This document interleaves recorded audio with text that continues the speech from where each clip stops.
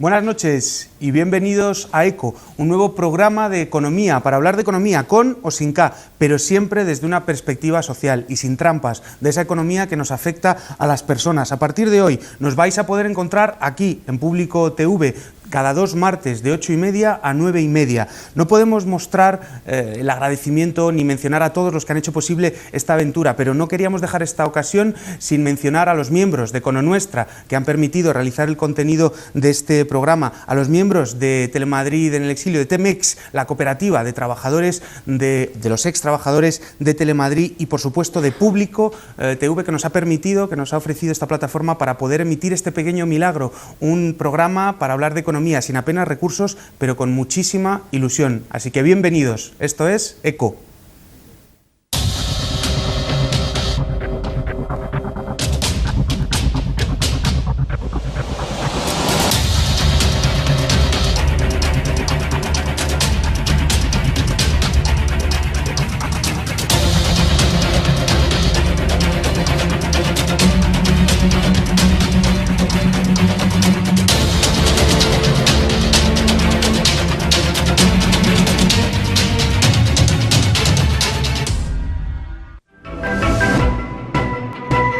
Ya lo han visto, hemos querido empezar esta aventura hablando de uno de los grandes problemas a los que se enfrenta la sociedad española, uno de los grandes problemas económicos, la desigualdad.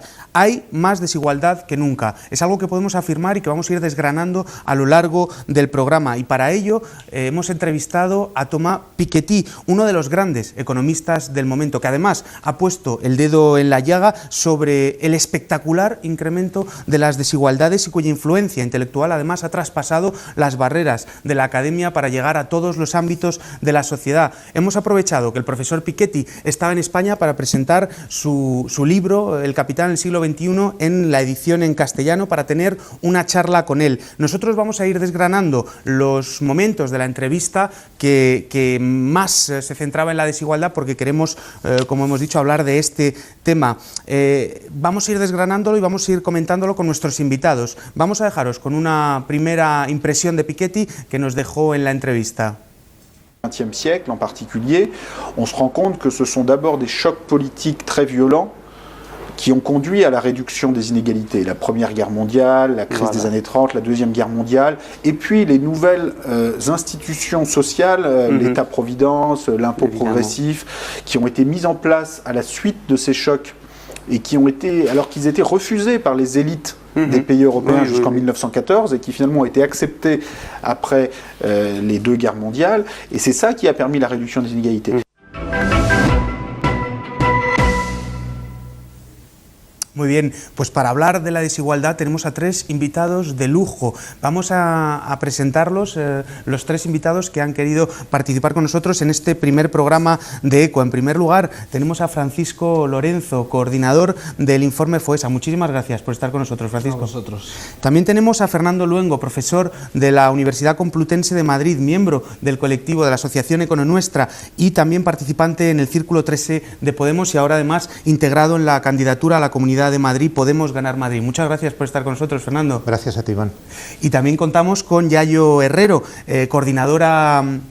directora de FUEM. Bienvenida y muchas gracias por estar con nosotros. Muchas gracias a vosotros. Pues si queréis, vamos a empezar haciendo una breve reacción a lo que nos comentaba Piketty. Todas las grandes épocas en donde se ha experimentado una reducción de la desigualdad se han producido por conflictos sociales. Francisco, si quieres empezamos contigo. Sí, y a la inversa también, ¿no? La desigualdad termina reproduciendo ese conflicto social. Es decir, es muy complicado imaginar una sociedad en la que 2 grupos acceden de forma muy distinta a distintos bienes, servicios, derechos básicos. Cuando esta distancia se produce, cuando se produce esta polarización social, evidentemente la posibilidad de una cohesión social, de una convivencia pacífica, de una construcción conjunta de una sociedad disminuye radicalmente. Fernando, ¿qué te parece? Pues me parece muy bien. Yo destacaría que momentos de más igualdad son también momentos de equilibrio en la relación de fuerzas, cuando los débiles y los trabajadores pueden organizarse y pueden defender sus intereses y pueden tener como consecuencia de esa organización capacidad de negociar y capacidad de enfrentar sus intereses a los del poder. Cuando existe esa situación, entonces están creadas las condiciones para que haya periodos de más equidad. Ya yo. Sí, yo creo que la desigualdad en sí misma es reflejo de un conflicto y la lucha por la igualdad también, ¿no? En términos clásicos, en la lucha de clases, es decir, expresa la lucha entre unas determinadas desigualdades, pero existen otras muchísimas, ¿no? Las desigualdades en el acceso a los recursos naturales, las desigualdades en la asunción del trabajo doméstico, es decir, que yo creo que tanto la lucha por la igualdad como la resistencia ante las desigualdades efectivamente vienen precedidas y normalmente vienen sostenidas por un conflicto. Muy bien, pues vamos a verlo en un gráfico, si os parece, porque yo creo que la desigualdad tiene dos caras. Tiene, por supuesto, la generación de pobreza y exclusión, y tiene además la otra cara, que es la acumulación de la renta. Aquí lo podemos ver en el gráfico, yo creo que se ve explícitamente. A la izquierda podéis ver como el cilindro azul es el de la población, un cilindro muy pequeñito, donde se ve que una pequeña población, una pequeña parte de la población concentra una gran riqueza, y a la inversa, a la derecha, podemos ver como una gran parte de la población tiene muy poquita renta. Esto es lo que ha generado el modelo del que estábamos hablando, una concentración de la renta, yo creo que espectacular.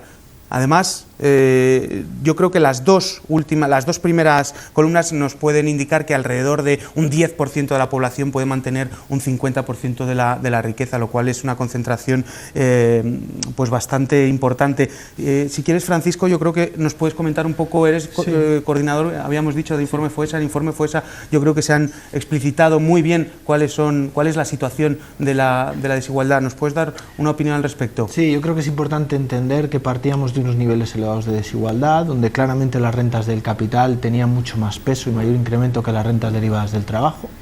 En ese sentido, una ausencia de políticas redistributivas suficientes. Nuestro modelo, bien por la fiscalidad, bien por las políticas sociales, es un modelo débil, que tiende a ser universal, aunque se escapan determinados grupos y determinados colectivos, pero a pesar de ese intento de universalidad es claramente débil. Y luego un efecto sobreañadido como consecuencia de la crisis, una crisis que se ha cebado especialmente con las rentas medias y las rentas más bajas. Es decir, la idea de que la crisis nos ha golpeado a todos por igual, no es verdad, es rotundamente falsa. La crisis ha golpeado en muchos sectores de forma devastadora, pero especialmente con una virulencia muy concreta en los grupos de renta más baja, lo cual ha polarizado aún más esta realidad socioeconómica, ¿no? Claro, ha incrementado las desigualdades. Además, el incremento de las desigualdades ha jugado un papel muy importante en la generación de la crisis, y esto es lo que le preguntamos a Piketty, al profesor Piketty, precisamente. ¿Qué papel ha jugado el incremento de estas desigualdades que nos estabas comentando en la generación de la crisis? Vamos a verlo en el vídeo. Alors, je pense que l'augmentation des inégalités, notamment aux États-Unis, a contribué très fortement à fragiliser le système financier et finalement, dans le déclenchement de la crise, a joué un rôle très important. Parce qu'aux États-Unis, l'augmentation des inégalités entre 1980 et 2010 et 2007, la veille de la crise, a été tellement forte que finalement, une très grande partie de la croissance économique a été captée par le haut de la distribution.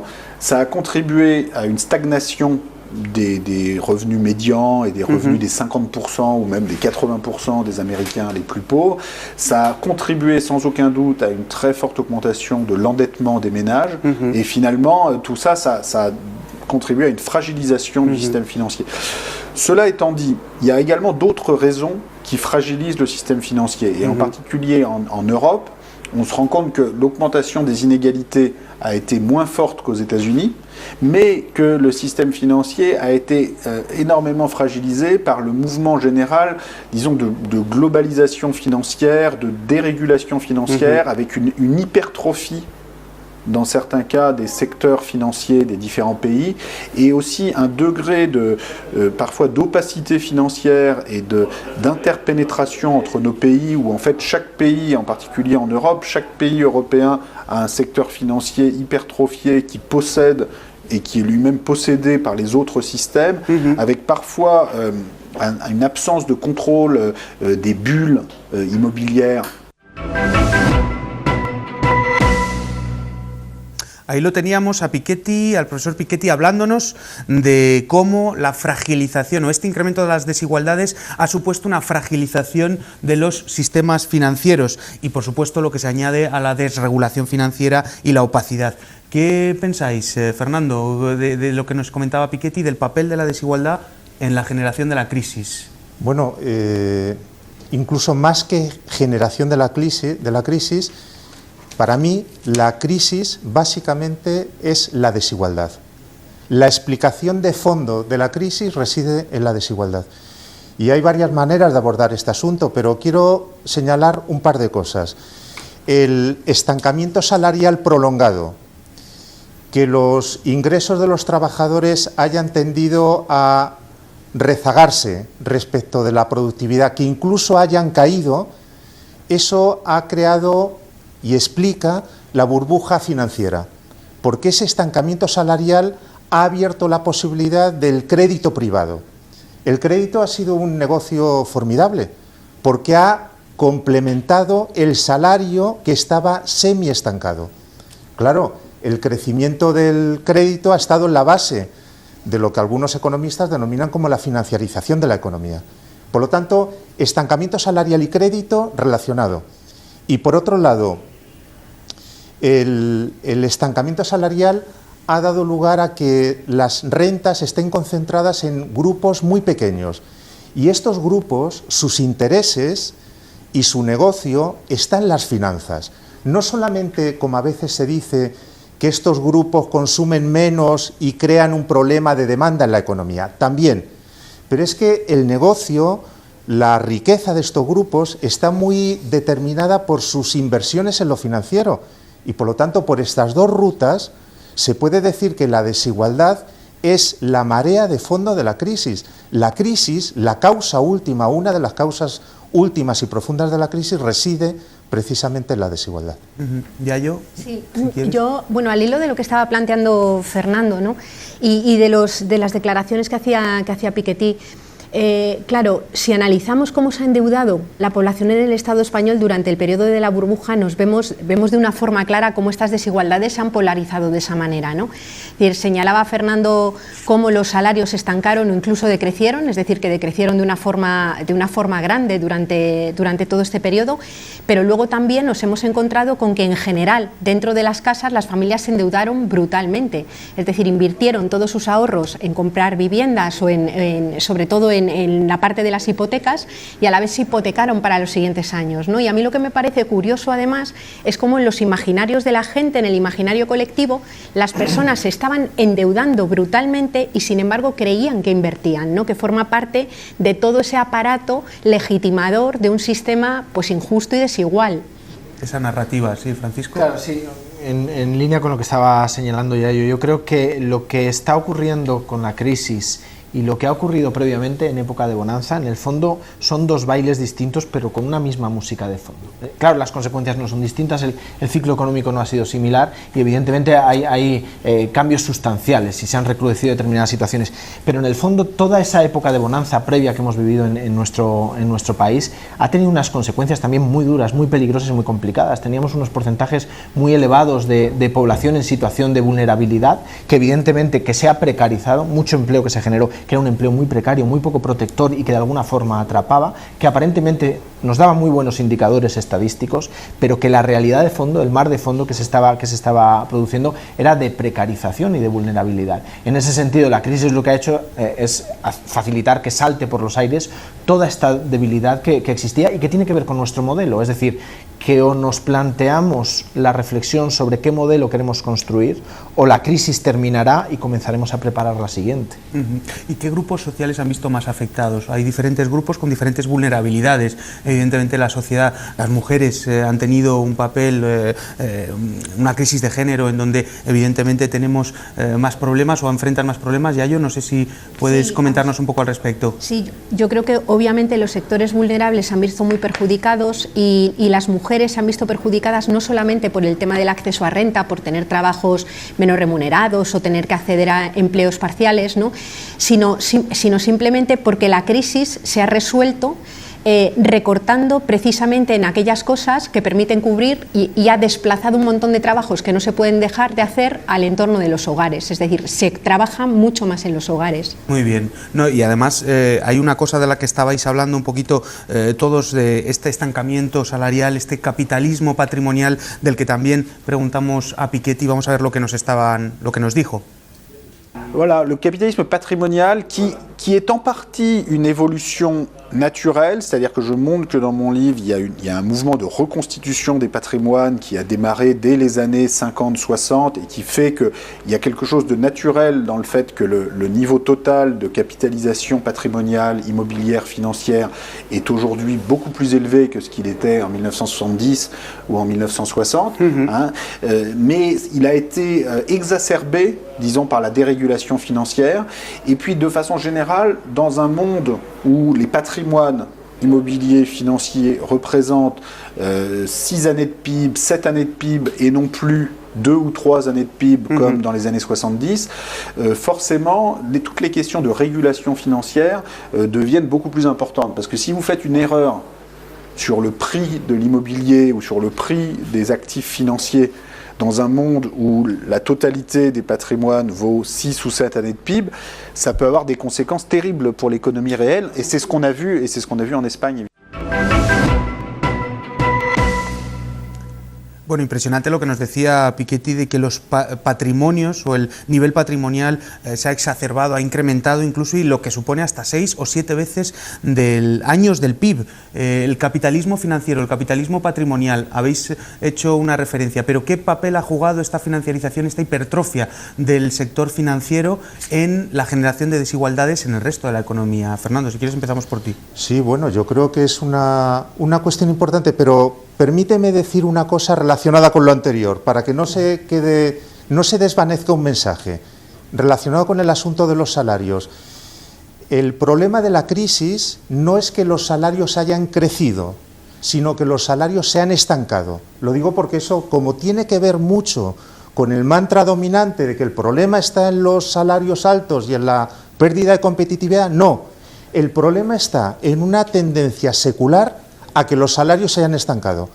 Esto volveremos más adelante, creo, porque si este diagnóstico es correcto, entonces la salida de la crisis pasa porque aumenten los salarios y pasa porque mejoren las condiciones de vida. Dicho esto, yo creo que se ha terminado por consolidar un tipo de capitalismo financiero donde las rentabilidades están muy vinculadas al negocio rápido, al asumir riesgos excesivos, a la globalización, a la opacidad, a la desregulación, a la retirada de lo público, o mejor dicho, más que retirada, a la captura de lo público. Y lo que quiero plantear es que esto no solamente absorbe recursos hacia lo financiero, sino que termina creando una clase dominante muy conservadora en lo económico, que apuesta por el corto plazo, que apuesta por las tasas de beneficio desmedidas, y esto produce un bucle en la economía. Este es un cáncer en la economía. Por eso el problema, por supuesto, no son los salarios, el problema está en la concentración, pero no solo en la concentración, sino en la configuración de una clase dominante que es endogámica y que está encerrada en este tipo de negocio financiero donde las rentabilidades tienen que ver con la información asimétrica, con los riesgos excesivos. Esto es importante para entender qué tipo de capitalismo había antes de la crisis que se ha exacerbado durante la crisis. La deuda y el endeudamiento que se ha convertido en ubicuo, nos dice Fernando que es una distorsión tanto económica pero también social, una distorsión social, ¿verdad? A mí me parece que claramente lo es, porque además, y lo señalaba también Piketty en el vídeo, en el caso del Estado español se da la circunstancia de que ese modelo de financiarización y de endeudamiento se construyó a la vez sobre un modelo absolutamente destructivo de lo social y absolutamente destructivo del territorio. Mientras había crecimiento, además. Efectivamente, es decir, en el periodo de mayor crecimiento, a lo que le hemos llamado progreso y a lo que le hemos llamado desarrollo, ha sido a dejar el litoral plagado de casas que están ocupadas 22 días al año, haber invertido unas cantidades ingentes de dinero en infraestructuras, en aeropuertos en los que no hay aviones, autopistas por las que no pasan coches, que ahora además es preciso mantener protegiendo las inversiones de aquellos capitales privados que se metieron en estas construcciones, y nos vemos rescatando autopistas cuando hemos condenado a la precariedad vital más absoluta a millones de personas excluidas, a trabajadores pobres que no son capaces de llegar a final de mes con el salario que tienen. Hemos ocultado directamente el problema de las personas migrantes, que es flagrante y están sufriendo una situación de condena, de criminalización y de violencia tremenda, ¿no?, con este modelo. Y lo malo es que te encuentras voces que pretenden salir de la historia aplicando exactamente las mismas recetas. Esto es lo que a mí me parece que es absolutamente preocupante. Más crecimiento exacerbado, Francisco, sí. Yo creo que esa es una de las consecuencias fundamentales, ¿no?, de ese sobrepeso de la economía financiera versus la economía productiva, ¿no? Lo que tiene que ver con cómo ha calado, cómo ha sabido vender esa lógica de que más es igual a mejor, y cómo efectivamente beneficia a determinados grupos, pero ha calado en la sociedad.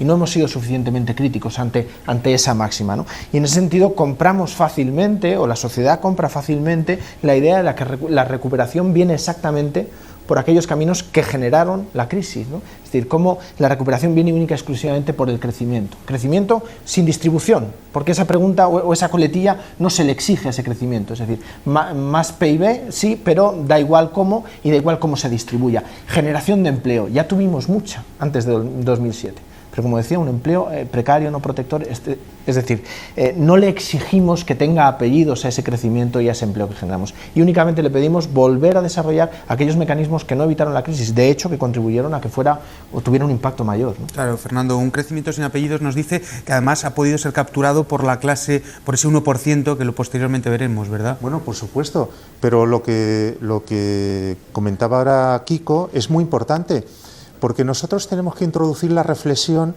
sobre un crecimiento que no resuelve problemas, ¿no? Porque ¿no? tenemos el icono y nos martillean en los medios de que la solución es el crecimiento, pero miremos hacia atrás y veamos que este crecimiento plantea problemas y genera desequilibrios no resueltos. Muy bien. Además, creo que quiero que veamos un vídeo que el presidente del Gobierno nos decía acerca de la situación de la desigualdad y cómo está ocurriendo o qué es lo que estamos haciendo. Vamos a verlo.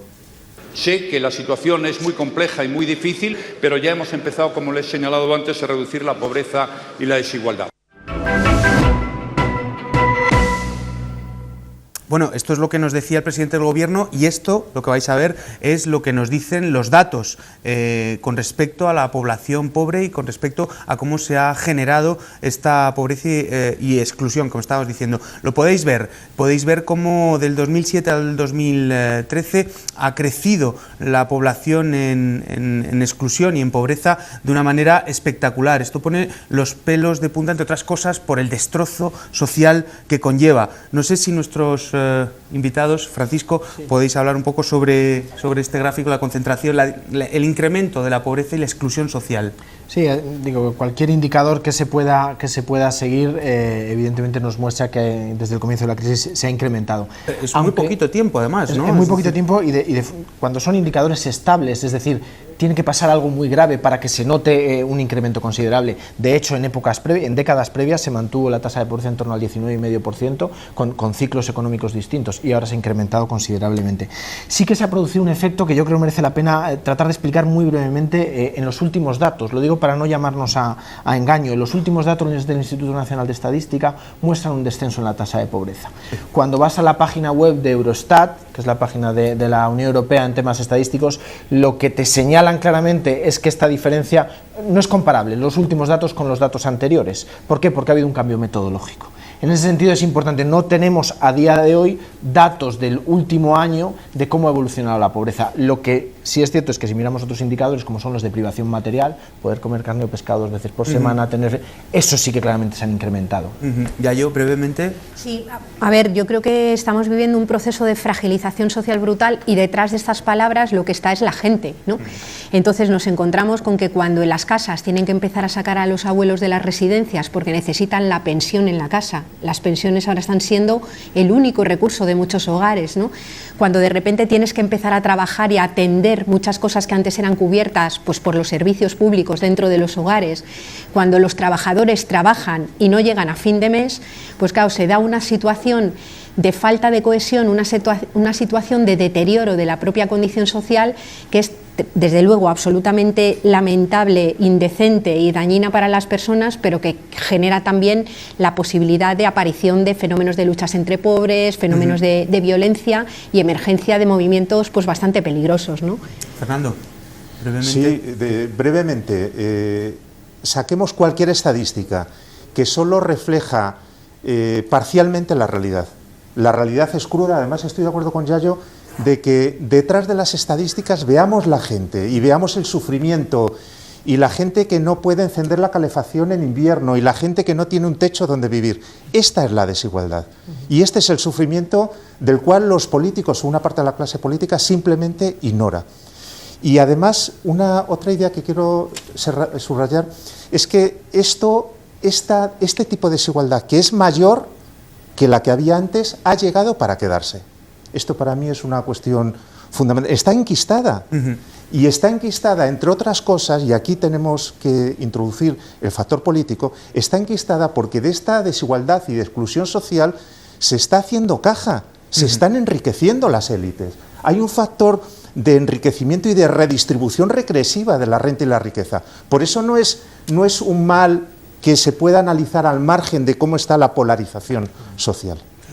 Nos estabais hablando además del papel que ha jugado el estancamiento de los salarios y le preguntamos a Piketty qué papel había jugado el declive de los aparatos sindicales en la generación de las desigualdades. Vamos a ver lo que nos decía Piketty al respecto. Les syndicats jouent un grand rôle historiquement dans le développement de l'État-providence, de l'État social en général et de la réduction des inégalités. Et l'existence du contre-modèle soviétique communiste joue aussi un grand rôle. Et c'est vrai que ça aide beaucoup à ce que les élites dans les pays occidentaux acceptent un certain nombre de réformes fiscales et sociales qu'ils refusaient. En France, d'un seul coup, au début des années 20, des groupes politiques situés plutôt à droite qui refusaient l'impôt sur le revenu à 2% en 1914 acceptent d'un seul coup l'impôt sur le revenu à 50-60% sur les plus hauts revenus parce que finalement ils se disent qu'à côté de la révolution bolchevique c'est plutôt mieux d'avoir l'impôt progressif sur le revenu. Et à l'inverse, la chute du mur et la fin du contre-modèle communiste nous fait rentrer dans une phase de refus de la régulation. Muy interesante lo que nos decías. Y si queréis empezamos por Yayo a una reacción a lo que nos decía Piketty. Sí, a mí desde luego el papel es obvio que lo que ha sido la pugna y arrancar al capital algunos beneficios para el conjunto de la gente, el trabajo de los sindicatos y el movimiento, la movilización obrera ha sido clave, ¿no? Y creo que es también clave el hecho de que en este momento el sindicalismo, a mi juicio, esté tan absolutamente, mayoritariamente debilitado, ¿no? Y en unas posiciones de concertación en las que claramente es difícil poder concertar nada que vaya a beneficiar, digamos, a las personas que están en peores circunstancias, ¿no? A mi juicio, ahora mismo el sindicalismo tendría que hacer una reflexión profunda de manera que pueda abordar las relaciones con el trabajo, pero también una mirada sobre los límites ecológicos, una consideración a que no solamente es trabajo el que se hace de forma remunerada, sino también el que se hace dentro de los hogares y que, por tanto, el sindicalismo se ponga al servicio de generar un trabajo, en general, más amplio que solamente el concepto de remunerado, al servicio, pues, del bienestar de la gente. Fernando. Sí, solo un mensaje, dos mensajes. Sobre el papel de los sindicatos. La reforma laboral que ha aplicado este gobierno, que por cierto tiene algo que ver con las anteriores, y no es simplemente la reforma del Partido Popular, ha dado el poder a las patronales. Y claro, en ese escenario es muy difícil. No estoy justificando a los sindicatos, pero digo que es muy difícil, porque se han llevado por delante la negociación colectiva. Llevar la negociación a los centros de trabajo es acabar con la negociación colectiva, porque la relación de fuerzas es completamente favorable a las patronales. Y por otro lado, en un contexto donde hay un 26%, un 27% de desempleo, donde las políticas sociales se están recortando dramáticamente, es que la gente tiene miedo. Y con el miedo se pone en la mesa de negociación. Y por eso es normal, aunque es dramático, que haya muchos casos donde los salarios están reduciéndose. Pues yo conozco de amigos y de conocidos y de gente a la que accedo, los salarios están bajando el 20 y el 30%, a cambio de que eventualmente y de momento se protege el empleo, para después, porque en España es el caso ejemplar, de que al mismo tiempo han bajado los salarios y se ha destruido empleo. Francisco. Sí, para mí esta debilidad de los sindicatos o este debilitamiento al que hacían referencia, yo creo que tiene que ver todavía con algo que es quizá más peligroso aún, ¿no? Que evidentemente tiene estas consecuencias, pero que va más allá, y es cómo se ha ido debilitando la imagen de cualquier institución. Es decir, es una crisis de las instituciones, y en ese sentido ha calado en el imaginario colectivo el que a través de la política no hay alternativa, a través de los sindicatos se pone en cuestionamiento todas las instituciones, lo cual evidentemente se han hecho méritos para esa duda, ¿no? sobre ellos y sobre sus capacidades, pero evidentemente lo que pone de manifiesto es que cualquier estructura o organización de ese proyecto común está bajo sospecha. Esto lo que te invita es al sálvese el que pueda. Es decir, todo lo que tenga que ver con instituciones que están debilitándose no funciona, por lo tanto, sálvese el que pueda y usted es el único garante de su propio bienestar. Lo cual lo que pone en debilitamiento es el propio modelo de sociedad que estamos construyendo, ¿no? Modelo de sociedad, Yayo, no sé si quieres añadir algo al respecto. Claro, a mí es que de fondo me parece que hay una reflexión fundamental, ¿no? Y es que en los imaginarios, por ejemplo, el empleo es lo que se está utilizando como elemento legitimador de todos los atropellos y todos los recortes que estamos teniendo, ¿no?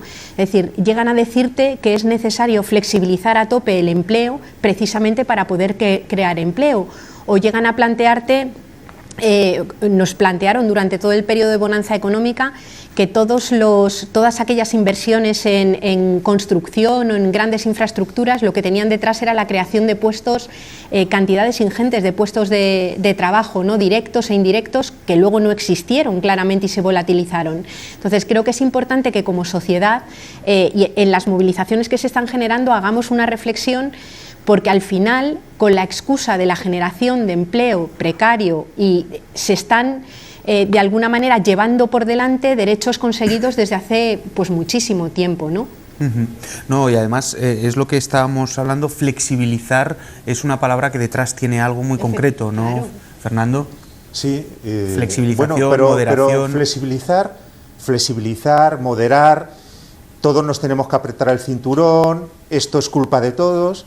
Es la trampa del lenguaje, es lo primero que no tenemos que aceptar, porque es un lenguaje tramposo y es un lenguaje destinado a culpabilizar a la sociedad, culpabilizar a los trabajadores. No es flexibilizar, si hablamos de lo laboral, no es flexibilizar, es llevarse por delante derechos laborales, es desregular el mercado de trabajo, es cambiar la relación de fuerzas dentro de las empresas, es privar a los trabajadores del ejercicio de derechos sindicales y ciudadanos. Claro que a todo eso le llamamos flexibilidad o les llaman flexibilidad, pero no aceptemos discutir y construir nuestro discurso, o el discurso que yo creo que hay que construir, utilizando esas herramientas que son tramposas y están al servicio del poder. Las trampas del lenguaje que modifican un poquito y que crean un discurso nuevo. Vamos a verlo en la generación de pobreza y exclusión que ha ocurrido en la población española, lo decíamos, en muy poquito tiempo, 2007-2013. Lo pueden ver como tanto la población en exclusión y la población, el número de personas en exclusión social en tan solo 5 años ha incrementado de manera espectacular. Esto además tiene un nombre, tiene unos apellidos y tiene personas que están sufriendo la privación energética, como nos comentaban antes los invitados. Francisco, además vosotros en el informe FOESA habéis hecho una imagen muy dramática de la sociedad española, es decir, de cómo ha incrementado en muy poquito tiempo las personas que están viviendo en pobreza y en exclusión. Sí, bueno, lo dramático es el día a día, como decían antes, ¿no? El día a día de la realidad de estas personas, de quien estaba mal y la crisis le ha golpeado más, o de quien estaba en esa situación de vulnerabilidad y la crisis le ha hecho descender 2 escalones, ¿no? Yo creo que hablamos de hogares además especialmente vulnerables, con jóvenes, con menores, un riesgo de presente y un riesgo de futuro también, ¿no? Y luego hablamos también de una generación expulsada, ¿no? Personas que están fuera del mercado de trabajo, que a pesar de que han acumulado largas trayectorias profesionales, lo han hecho en sectores que ya no son replicables, con lo cual de cara a futuro tiene una situación, bueno, sin olvidar el día a día y el presente, ¿no? Fernando. Sí, me parece muy bien el término que acaba de utilizar Kiko. Expulsión más que exclusión. Es que hay una parte de la gente que ha sido expulsada de los circuitos productivos, de los circuitos laborales, de las redes sociales, de los contactos, de los ámbitos donde se obtiene formación, hay expulsión. Y una parte muy importante de la gente que está fuera no podrá volver, incluso aunque hubiera crecimiento económico. Porque el crecimiento económico no es inclusivo, el crecimiento económico no beneficia a los de abajo.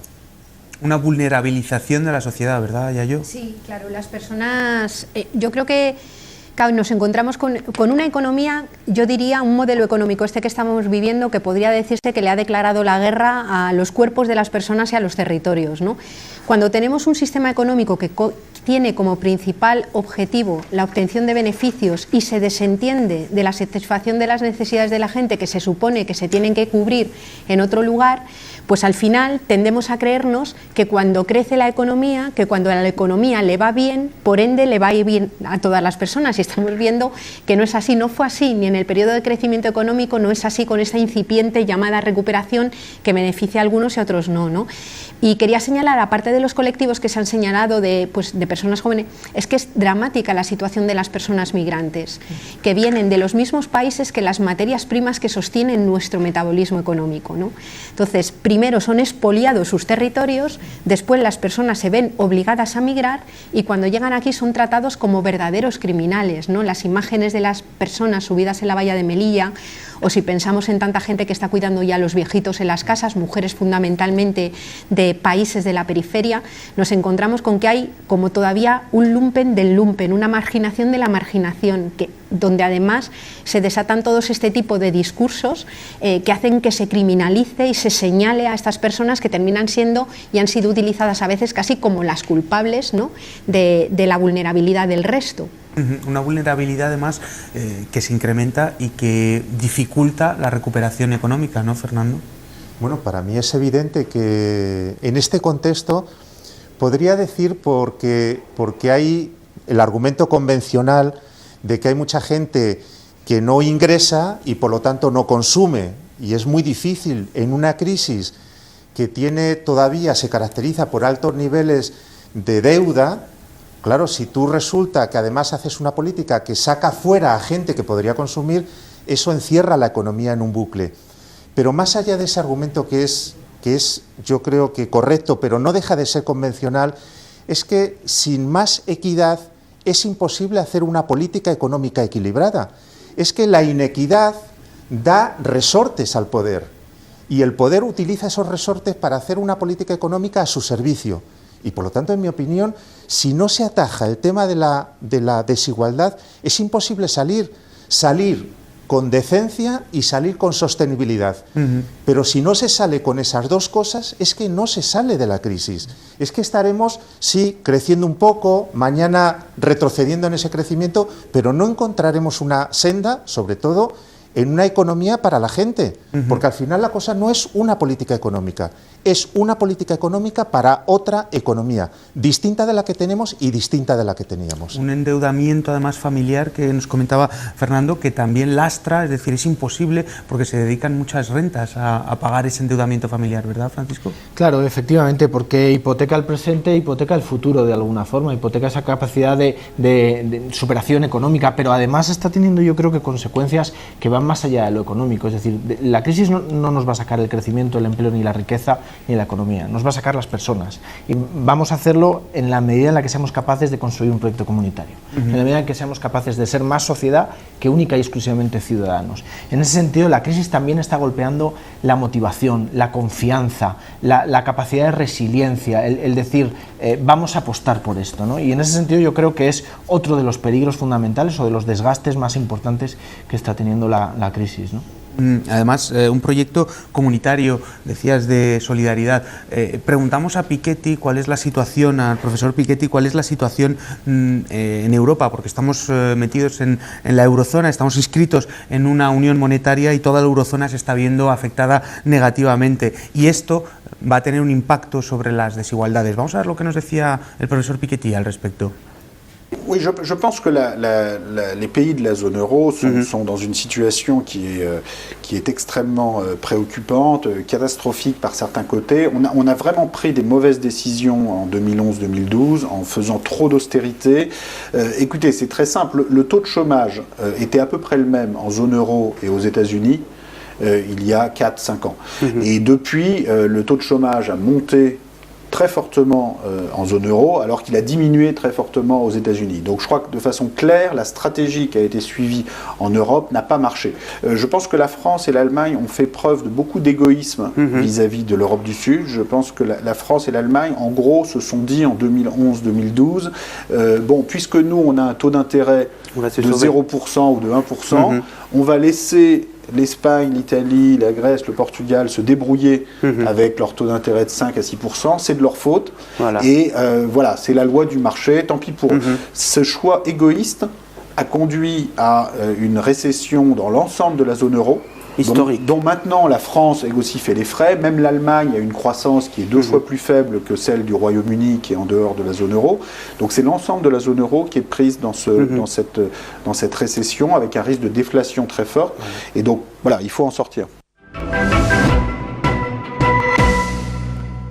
La estrategia que se ha seguido en la zona euro ha sido un fracaso, nos decía Thomas Piketty. Francisco, ¿quieres empezar a comentarnos lo que nos decía? Sí, yo creo que incluso la propia Unión Europea, a través de la Comisión y el Parlamento Europeo, ya ha manifestado en algunas ocasiones su malestar con el excesivo papel o el excesivo protagonismo de la Troika, ¿no? en la gestión de la crisis. En ese sentido, las estrategias, si hacemos un recorrido rápido por las distintas estrategias que se han puesto en marcha, desde Lisboa hasta la Estrategia 2020, lo que vemos es que ha habido cada vez un debilitamiento de los objetivos sociales, de esa construcción de modelo social, y un mayor incremento y un mayor peso de lo que tienen que ser objetivos relacionados con el crecimiento inteligente, con la parte económica, ¿no? En ese sentido, al final, lo que hay se repercute claramente sobre los modelos de bienestar europeos, lo estamos viendo, una tendencia similar en muchos aspectos, y en el fondo lo que hay es un cambio de contrato. Hemos pasado en Europa, en España especialmente, pero en Europa, de un contrato social a un contrato claramente privado,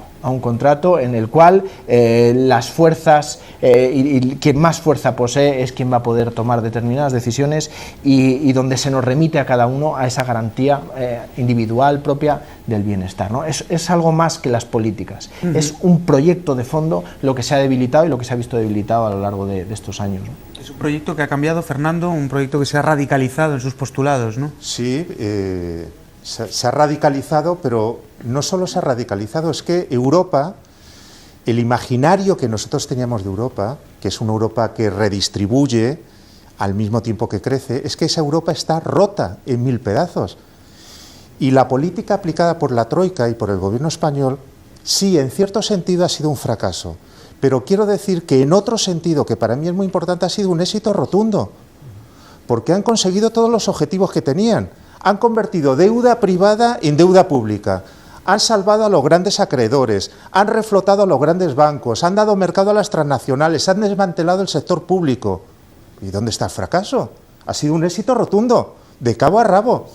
Todos los objetivos asociados a la reestructuración del capital y a la refundación del capitalismo, todos los objetivos, uno por uno, se han conseguido. Claro, al mismo tiempo se ha fracasado, ¿no?, desde la perspectiva de los que defendemos que la crisis tiene que ver con la igualdad, con la insostenibilidad de los modelos económicos. Por supuesto, estamos en un callejón sin salida, aunque yo creo que hay otra economía posible.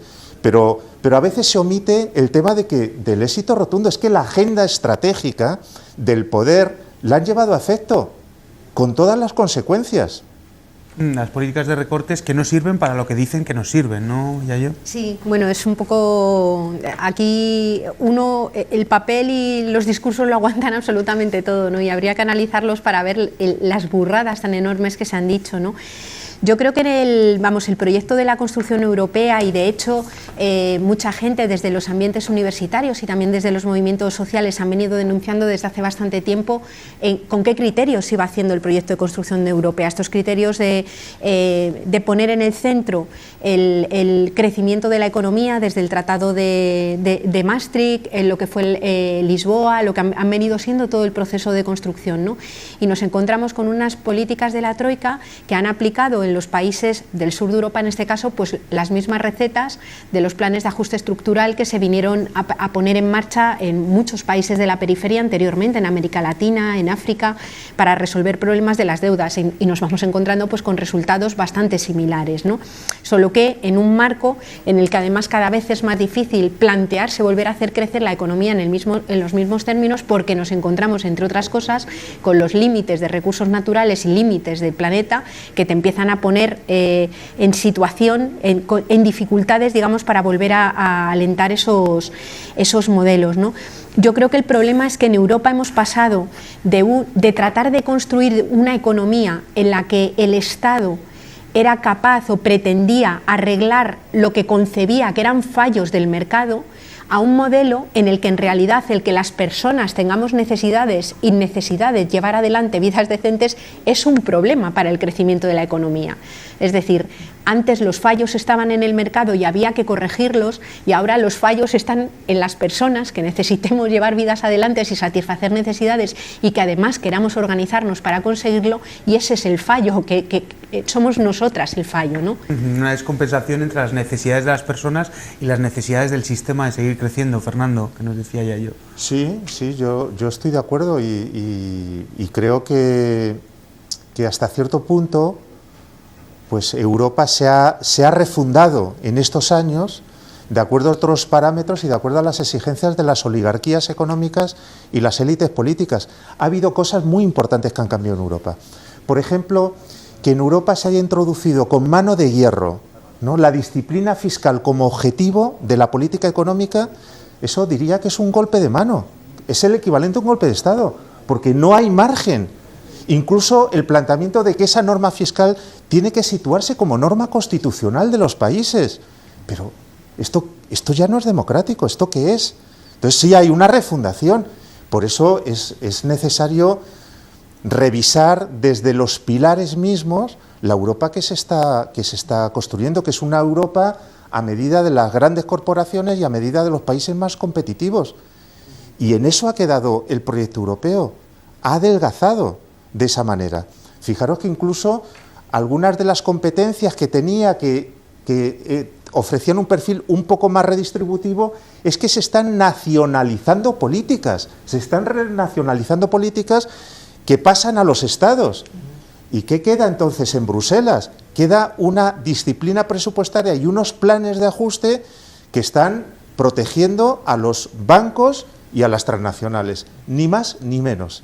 Es Europa. Y además nos hablaba Piketty de un cierto egoísmo por parte de los países del norte con respecto a los países del sur, pero sin embargo en Alemania, en el centro de Europa también han incrementado las desigualdades, ¿no, Francisco? No es solo una cuestión del sur, a pesar de que evidentemente en las periferias era de manera más radical. Sí, no es una cuestión del sur, aunque tenga sus consecuencias específicas, ¿no? Quizá la pregunta es, bueno, entonces ¿quién se está beneficiando? Quizá ahí encontremos parte de la respuesta, porque lo que es cierto es que hay informes que ponen sobre la mesa que se ha generado una riqueza de 1,5 trillones de euros en Europa en este tiempo de la crisis, ¿no? Evidentemente eso no se ha distribuido, se ha quedado en manos muy concretas, ¿no? Yo creo que en relación con lo que se decía antes, y muy brevemente, al final ese adelgazamiento tiene que ver con los recortes, evidentemente, y los recortes tienen que ver con algo que es obviamente fundamental, ¿no? En una economía como la nuestra, con un comportamiento contracíclico, es fundamental los recortes y el papel que juegan. Es decir,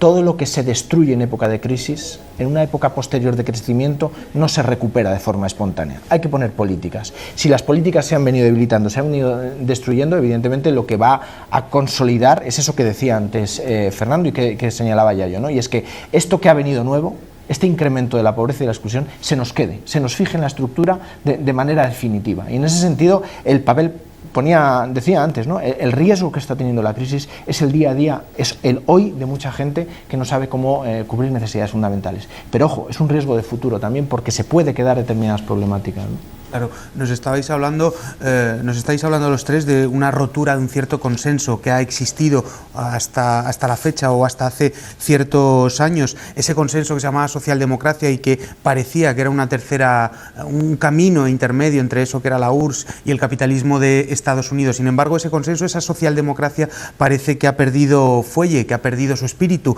Y Piketty, el profesor Piketty, nos comentaba esto al respecto. Je l'espère. Écoutez, il va y avoir des élections là en 2015, il va y avoir des élections en janvier en Grèce, oui, à la fin de l'année ou début 2016 en Espagne, enfin je n'ai pas bien compris les dates exactes. Il va aussi y avoir des élections en France, des élections régionales en décembre 2015, où compte tenu du mode de scrutin, c'est tout à fait possible que plusieurs régions tombent à l'extrême droite. Et moi, je pense que les dirigeants européens à Bruxelles, à Paris, à Berlin feraient bien de réaliser qu'un choc politique à la gauche de la gauche est beaucoup moins dangereux qu'un choc politique à la droite de la droite. Et donc les mouvements Podemos, Syriza sont des mouvements qui sont fondamentalement des mouvements internationalistes, pro-européens. Et je pense que plutôt que de rejeter ces électeurs en leur expliquant qu'ils sont irresponsables, qu'ils vont mener à la sortie de l'euro, à la destruction de l'Europe, etc., les dirigeants allemands, français, bruxellois feraient bien de s'appuyer sur ces forces politiques nouvelles pour essayer de bâtir une refondation démocratique de l'Europe. Il faut reprendre les institutions social-démocrates et inventer une nouvelle régulation démocratique adaptée au capitalisme patrimonial, mondialisé, financier d'aujourd'hui. Les institutions social-démocrates européennes continuent de fonctionner quand même d'une certaine façon. Et c'est ça qui fait que les inégalités en Europe ont quand même beaucoup moins augmenté qu'aux États-Unis. Donc il continue d'y avoir un modèle social européen, social-démocrate, qui d'une certaine façon fonctionne. Bueno, una refundación democrática de Europa, entre otras cosas, porque nos dice que las instituciones de la socialdemocracia todavía están funcionando en Europa y por eso las desigualdades no han incrementado tanto. Yayo, si quieres empezar comentando lo que nos comentaba Piketty. Bueno, yo quizás no esté tan de acuerdo con esta afirmación que hace Piketty, ¿no? Yo creo que es verdad que la socialdemocracia en Europa, cuando se constituye, sobre todo después del periodo de la Segunda Guerra Mundial, en esos 30 gloriosos, ¿no? Genera un crecimiento económico en ese momento que, con un Estado potente que regula esos fallos del mercado y controla, digamos, sobre todo el mercado de trabajo y la redistribución, genera bienestar en unas determinadas zonas. No olvidemos que es un bienestar que se genera con cargo al resto del mundo, es decir, que la posibilidad del establecimiento de la socialdemocracia en Europa vino gracias a la incautación de una cantidad ingente de recursos naturales que venían de otros lugares, es decir, que en buena medida se construyó gracias al expolio de otros territorios y dinámicas, digamos, en cierto modo neocoloniales, ¿no? Claro, ¿qué es lo que sucede en el momento actual? Que yo no estoy tan segura que esas estructuras de la socialdemocracia sigan funcionando. En concreto, en el Estado español, el mecanismo redistributivo de Estado se ha cargado. Es decir, estamos luchando para seguir manteniéndolo, pero está muy deteriorado y está en franco retroceso si estas luchas emergentes que surgen no son capaces de frenar esa dinámica de destrucción, ¿no? Porque una clave para que pudiera haber socialdemocracia fue que hubiera un gran contrapoder que pudiera luchar para arrancar parte de esos beneficios al capital, además de la disponibilidad de esos recursos energéticos y minerales. Los recursos ya no están o están en fase de declive y ahora mismo está por ver que creemos un contrapoder real que arranque esos beneficios al capital, ¿no? Es decir, que yo creo que todo eso es lo que ahora mismo está en cuestión. Piketty además nos hablaba del miedo que están intentando inculcar en las poblaciones de la periferia con respecto a Syriza y Podemos, que los nombra específicamente, ¿no, Fernando? Sí, pero no es para tener miedo, es la esperanza. No quiero aquí pronunciarme, ¿no? Pero quiero decir que en estos movimientos hay esperanza. El asunto volviendo al tema de la social, o no volviendo, pero un comentario sobre la socialdemocracia, es que buena parte de los problemas y de las dinámicas que los han ocasionado la socialdemocracia ha estado metida hasta el cuello en la lógica de las políticas económicas que han sido responsables de la crisis. Es que ahí ha estado la socialdemocracia. Es que en Alemania el periodo de estancamiento salarial que es parte del problema de la Unión Europea, es que eso fue responsabilidad de un partido socialista y de un dirigente socialista. Y por lo tanto esto hay que saberlo, ¿no? Para saber, digamos, el espacio político y el papel que ha desempeñado la socialdemocracia. Y claro, todo el desmantelamiento de los últimos años del estado de bienestar y de las políticas sociales es una dificultad para que se articule. En ese contexto de desgarro social es muy difícil que la socialdemocracia mantenga espacio. Y yo tengo la sensación de que ahora mismo está en tierra de nadie. No sabe muy bien qué es lo que plantearse y no tiene unas señas de identidad. Yo creo que un discurso socialdemócrata, un discurso de transformación, entre otras cosas, tiene que plantearse que hay que redistribuir, ¿no? Y redistribuir significa enfrentarse al dato que antes aparecía en el gráfico, y es que la concentración de la riqueza en los años de crisis ha aumentado espectacularmente y España ha batido récord. Quiero decir que en el informe este de Credit Suisse, último de 2014, pone que España está en el ranking de países donde más ha aumentado la desigualdad y donde más ha aumentado la concentración de la riqueza en los hipermillonarios. Si nosotros no ponemos esto en el centro de la agenda política, estamos en el programa de hablar por hablar. Entonces hay que hacer algo en ese sentido y hay que articular políticas económicas. Y lo que yo me temo es que la socialdemocracia, la realmente existente, no está por la labor. ¿Dónde podemos encontrar ese nuevo consenso de refundación democrática, Francisco?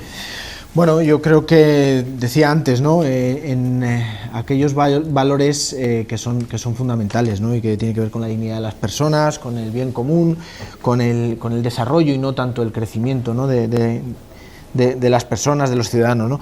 Yo en ese sentido sí creo que la lectura que se está haciendo de la crisis, hay como 3 perversiones o 3 riesgos importantes, ¿no? En determinados lugares en Europa y se están viendo claramente, ¿no? Uno tiene que ver con ignorar la crisis, incluso está completamente superada y por lo tanto ya han acabado las consecuencias. Podrá estar superada o no, pero las consecuencias no han terminado, hay gente que está sufriendo, ¿no?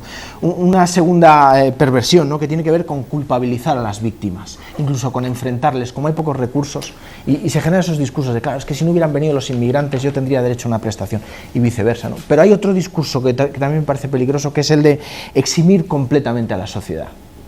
Vale que la crisis no se explica por nuestra responsabilidad, pero deberíamos haber sido mucho más críticos con determinadas seducciones de este modelo del más es igual a mejor. Deberíamos habernos comportado mucho más críticos y haber ejercido una fuerza desde nuestras pautas de consumo, desde nuestras decisiones particulares, ya no solo políticamente, ¿no? En ese sentido yo creo que cualquiera de estas 3 riesgos o perversiones en la lectura de la sociedad no va a posibilitar la construcción de un modelo mucho más fuerte y mucho más comunitario, ¿no? Muy bien, nos vamos quedando sin tiempo. Hemos ido desgranando algunos de los vídeos que nos ha dejado el profesor Piketty. Si me gustaría que nos ofrecieseis una conclusión muy breve acerca de lo que hemos estado hablando, vuestra perspectiva con respecto a la desigualdad. Si quieres, empezamos contigo, Yayo, y vamos después con Fernando y Francisco.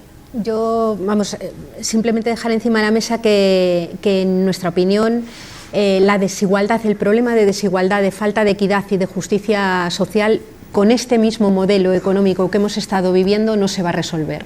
O sea, en esta dinámica económica no hay salida. Creo que hace falta un cambio de paradigma absoluto en lo político y en lo económico para poder poner en el centro la satisfacción de las necesidades de la gente y desbancar, digamos, el objetivo de los beneficios como el epicentro, digamos, del modelo económico. Fernando. Sí, mi mensaje es que hay solución para la desigualdad y necesitamos poner la lucha contra la desigualdad en el centro de la agenda política. Es viable otra economía, pero ¿dónde están los actores políticos? Necesitamos voluntad política, porque hay viabilidad y porque hay recursos, pero hay que pelear por esos recursos. Muy bien, Francisco, si quieres. Sí, muy en línea con lo que se ha dicho, que esto no es coyuntura, que la coyuntura es grave, pero que es un problema de estructura y que de fondo lo que hay que cuestionar y repensar es otro modelo social y sobre todo qué rol y qué centralidad tienen las personas en ese nuevo modelo social, en lugar de la economía, ¿no? Muy bien. Pues nada, muchísimas gracias. Hasta aquí ha llegado nuestro primer eco, nuestro primer programa. Queríamos daros, por supuesto, las gracias, Fernando, Francisco, Yayo, por haber compartido con nosotros nuestra primera aventura. Y ha sido todo un honor. Muchas gracias. Gracias. Pues nada, al final de cada programa queríamos haceros un par de recomendaciones relacionadas con la economía. Econonuestra está haciendo un curso, meteros en la página de Econonuestra porque ahí podéis ver toda la información de repensar la economía, un curso que se va a dar en la Universidad Complutense pero que está replicándose en diferentes universidades. Y además queríamos recomendaros un libro, vamos a intentar hacerlo, nos podéis hacer llegar vuestras reflexiones o vuestras sugerencias a través de las redes sociales. Nosotros queríamos recomendaros hoy este libro, Alta Tensión, editado por Barcia Magaz y por Cote Romero, un libro que nos habla del nuevo modelo energético hacia, de lo que hemos estado hablando, un nuevo modelo productivo, y además en el que participa nuestro compañero Ladislao Martínez, que nos dejó, y desde aquí queremos darle nuestro humilde homenaje. Y nada más, queríamos recordaros, como siempre, que vamos a estar aquí todos los martes cada 15 días en ECO. Vamos a intentar haceros un programa especial en cada un programa diferente en cada ocasión, donde vamos a tratar diferentes problemas económicos. Lo que pasa es que el próximo lunes queremos hacer un programa especial, un programa fuera de programación, el lunes 26, porque el domingo hay elecciones en Grecia y porque lo que ocurra en Grecia va a tener repercusiones aquí en España. Por lo tanto, queremos analizar cuál es la encrucijada económica a la que se enfrenta Grecia después de las elecciones del próximo domingo. No os olvidéis, el próximo lunes estaremos aquí a las 8:30, y si no, vamos a estar aquí todos los martes, cada 15 días, de 8:30 a 9:30. La entrevista completa de Piketty la podréis encontrar en las páginas de Público, Temex y Econonuestra. Espero que os haya gustado y os esperamos en la próxima. Muchísimas gracias.